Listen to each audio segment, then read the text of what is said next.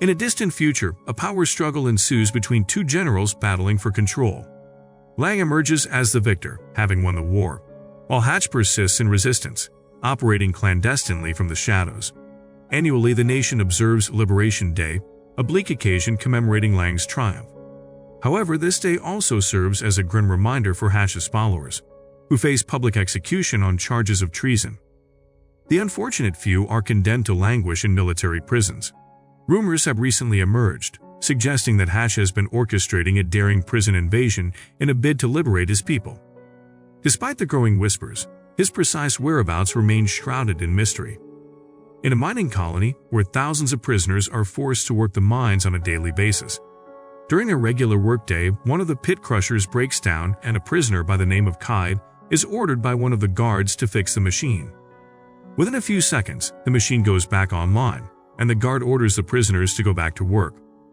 Moments later, an alarm goes off to announce that a new prisoner had been added. The man is brought to the site chained and his face covered in a mask. As soon as the guards take off the mask, the prisoners notice who it is and a rebellion takes place.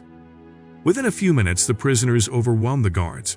Fearing the worst, one of the guards activates the crusher, which pulls one of the prisoners into the pit, crushing him instantly.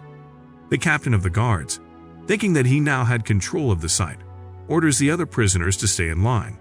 But during his speech, a shot is fired from afar, and one of the guards goes down, and the captain is knocked down by the new prisoner. The captain immediately gets up and activates the machine again, this time putting in order to pull all the remaining prisoners to their death. Seeing what was happening, Kai takes initiative and hits the captain and attempts to stop the command. But before he can, he is pulled in by the crusher. While being pulled, Kai gets a hold of a gun and tries to break the chain. Unable to break free, Kai is forced to shoot off his legs and save his life. Immediately after, Kai skips back to the machine and stops it before the others are pulled to their death. Kai loses consciousness for a while and wakes up in an unfamiliar place with a mechanical leg. He meets a fellow prisoner named Hutch, who turns out to be the leader of the resistance. Hutch reveals that he knew Kai's father, and they had successfully taken down several prisons in the past, except for this one which caught them off guard. Hutch shares his plan to break into another prison, which is actually a ship. He seeks Kai's help since Kai is familiar with the ship, having flown in it before. Their objective is to rescue Kai's father, Gary. Hutch informs Kai that the opposition has captured Gary and intends to execute him on Liberation Day. Worried about his father, Kai inquires about his whereabouts and discovers that Gary is being held in New Holland. Hutch promises that they can save Gary and tells him they have to leave the next day. Hutch tells Kai, who is an expert pilot, that he can help his father by hijacking an important ship and retrieving the data carried inside, promising that he will pick him up and take him to his father as soon as the mission is complete. After a brief consideration, Kai consents to undertake the assigned mission. To go on the journey, Kai is subjected to suspended animation for the majority of the trip. However, he wakes up ahead of schedule to initiate the process of hacking into the ship's records. Throughout the trip, Hutch maintains communication through a communication device and tells Kai that all he has to do is connect the device and allow the wrist link to handle the rest of the operation. While downloading the data, Kai sees a pop-up message warning about potential system vulnerability if he proceeds. Kai immediately shares this information with Hatcher, who reassures him that it's a temporary situation and advises him to proceed regardless. After successfully downloading the files, Hutch notifies Kai about an unidentified signal outside the ship and advises him to stay put until they pick him up, but requests Kai to send the files in the meantime.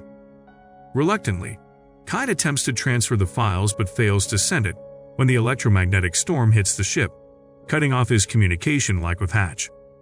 Realizing the chaos that was about to be unleashed on the ship, Kai hurries off and finds a shuttle and escapes to a deserted moon nearby. Kai crash lands on the surface of the moon. When he wakes up, he learns that the moon he landed on has a toxic climate and gets warning of his depleting oxygen supply. While assessing the situation at hand, a call is broadcasted by a man called Oleander, who tells all survivors to make their way to the main crash site. With an oxygen pack in hand, Kai goes out to look for the main crash site while attempting to make contact with Hutch. On his way to the crash site, Kai notices a couple of other crash pods, one of which had a dead man lying beside it. Kai doesn't pay much attention, thinking that he died because of injuries sustained from the crash, but something growls and pulls at the dead body. Unaware of what was lurking around, Kai turns around to see someone trying to escape from the pod. Kai hurries and helps the survivor out of the pod and takes her back to his shuttle to rest and recover. The survivor, who went by the name of Terran, wakes up in the shuttle and after a brief conversation with Kai realizes that he was an infiltrator. Terran accesses the shuttle system and informs Kai that the departure of the launching pods is imminent and stresses the importance of reaching the crash site before the others depart. The two agree to go to the site. During their walk, Terran notices a research probe they sent ahead of time before the crash and looks at it in amazement, noting that it looks like it's been collecting dust for over 50 years. After a while, the crashed ship becomes visible in the distance, accompanied by an intriguing statue sitting a short distance away from it. Terran figures out that Kai is helping Hutch and warns him of his evil, stating that he's attacked them before like he's attacked many other colonies and caused the deaths of countless people. Terran explains that thousands of people were killed because of him. However, Kai doesn't believe Terran and tells her it's just false information spread to manipulate people's opinions. Realizing that the people on the ship won't allow him inside, Kai decides to leave and go back to the shuttle with a plan to fly the shuttle to a nearby station. However, when he tries to start the shuttle, he discovers that he doesn't have the authorization to fly the shuttle as Terran is the one logged in and she doesn't have clearance to operate the shuttle. With limited options, he rushes back to locate Terran, who is already close to reaching the shuttle. Unfortunately, before they can reach it, the ship flies away, leaving them stranded. They frantically attempt to get the attention of those on board, but in the midst of their efforts, an unseen force emerges from one of the openings and forcefully pulls Kai inside. Left alone on the deserted moon, Terran feels compelled to search for any other survivors. As she explores the surroundings, she is startled to discover Kai lying on the ground, naked and covered in a strange substance, with his previously leg miraculously healed. Terran brings him back to the main ship and conducts a blood test, revealing that Kai's body has developed a symbiotic connection with another organism. This symbiosis not only healed him but also granted him immunity to the toxicity of the moon. After awakening, Terran asks about Kai's well-being and his overall experience. However, Kai struggles to provide detailed answers, simply stating that he feels good.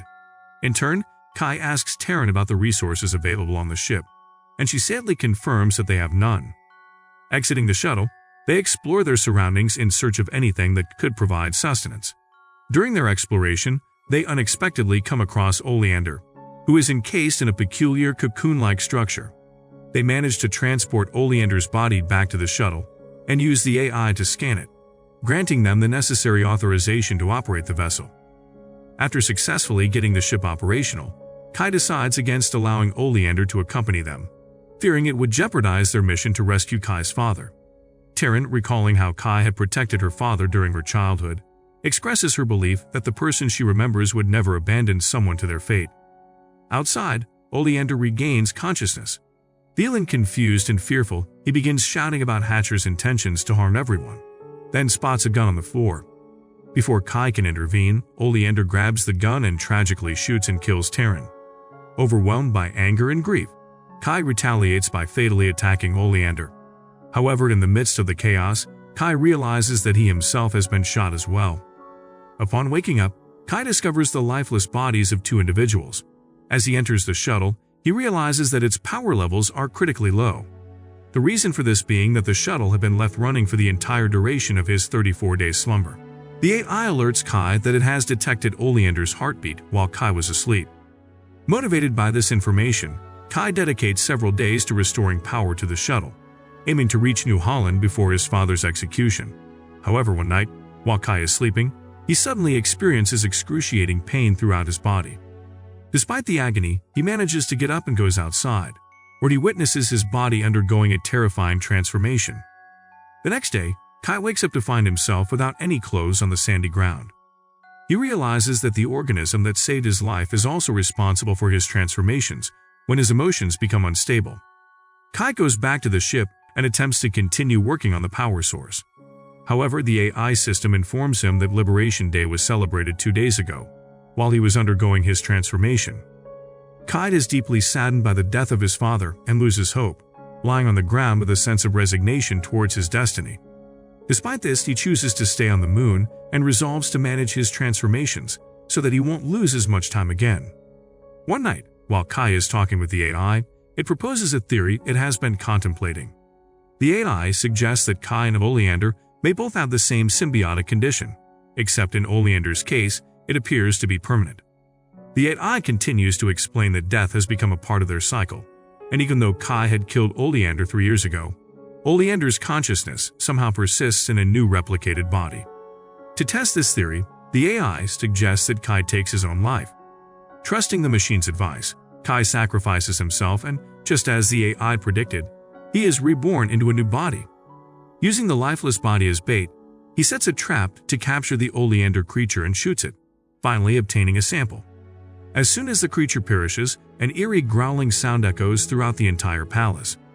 During their conversation, Kai discusses this with the AI, and the AI reveals that it heard the same sound when Kai took his own life. It suggests that the moon seems to respond to their deaths by activating a healing power, as if it mourns their loss. Shortly after, the AI expresses a desire to discuss Terran, but it can only do so if Kai initiates the topic. Feeling impatient, Kai insists on getting answers. In response, the AI plays an audio recording that reveals what happened on the night Terran was thought to have died. Surprisingly, the evidence shows that she actually experienced her first transformation and skillfully found a way to escape. Determined to find clues about Terran's whereabouts, Kai embarks on an expedition, thoroughly exploring the area. Eventually, he comes across a large tunnel that branches out deeper into the moon. As they venture further, the AI detects powerful electromagnetic signals emanating from within the tunnel. Continuing their exploration, Kai discovers their original bodies attached to the wall, as if the moon had assimilated them. Kai decides to end Oleander's suffering by suffocating him, thereby putting an end to his monstrous form as well. However, Kai realizes he can't do the same for himself. Leaving the tunnels, Kai stumbles upon evidence that Terran successfully launched herself away from the moon, filling him with hope and excitement to see her yet again. During their conversation, Kai notices flaming objects falling from the sky. Rushing towards one that lands nearby, Kai realizes it is an item from 3 years ago and finds it strange that it is only now reaching the ground. The AI shares classified information, revealing that the moon is part of a time dilation experiment. A few minutes later, Hutch arrives on his ship and informs Kai that, despite Kai spending years on the moon, only a few minutes have passed in the outside world. Kai attempts to explain to Hatcher that the government planned to construct a prison on the planet, and due to the time difference caused by the experiment, thousands of pieces of equipment were created within days. Hutch, who was not surprised by the situation, already knew about the peculiar properties of the moon and wanted to exploit them for his own benefit. When Kai refuses to provide answers, Hutch knocks him unconscious. Upon regaining consciousness, Kai discovers that Hutch has captured Terran, who was trying to escape. Hutch threatens to kill her unless Kai reveals the information he seeks. With a determined gaze, Kai informs Hatcher that the information he desires is stored in the research probe located outside. Believing him, Hutch goes outside to retrieve it. However, when he reaches the probe, it explodes due to a bomb that was hidden inside the automated foot they had given him earlier, causing his demise. Inside the shuttle, Kai undergoes a transformation into the beast and defeats all of Hatcher's men. However, he struggles to revert back to his human form. Terran steps in and helps calm him down, restoring his control. Kai and Terran are overjoyed to be reunited and decide to take over Hatch's ship as their own and begin their long journey to save everyone.